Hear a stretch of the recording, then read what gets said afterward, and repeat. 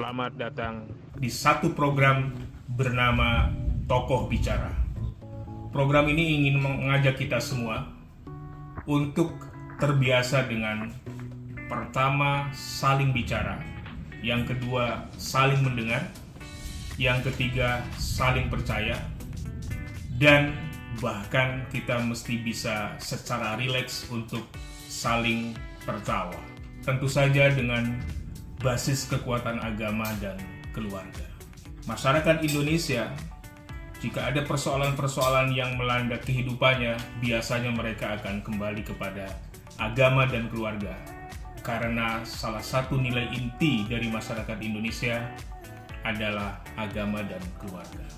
Talkshow ini memang diinisiasi oleh anak-anak bangsa yang merasakan semacam keresahan atau kegalauan terhadap apa yang hari ini kita alami secara bersama, yaitu bagaimana gegap gempitanya sosial media.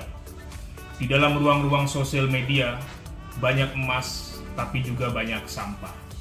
Kita ingin mengisi ruang-ruang tentu saja dengan emas, sehingga nilai-nilai keindonesiaan kita terus dijaga di dalam diskursus dan narasi dalam program Tokoh Bicara di Suara 3. Ada beberapa alasan mengapa kita harus saling bicara secara setara di antara anak bangsa. Meski kita ini berbeda. Bisa jadi kita ini berbeda secara latar belakang etnis. Bisa jadi kita berbeda dari kepemilikan agama.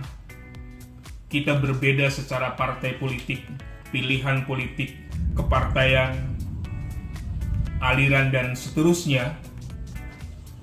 Tetapi yang harus kita sadari, seluruh perbedaan itu harus berada di dalam satu keluarga besar bernama Rumah Indonesia. Kita juga harus saling mendengar. Mengapa harus saling mendengar? Dengan sesama anak bangsa, lagi-lagi demi Indonesia kita. Pendengaran dan pembicaraan tentulah harus didasari oleh saling percaya. Diksi saling percaya di dalam konteks politik, apalagi politik praktis, seolah-olah ini menjadi diksi yang terasing bagi sebuah kompetisi. Kenapa? Karena di dalam politik saling percaya itu menjadi barang mewah. Bahkan yang sering terjadi itu kalau bisa untuk saling tidak percaya.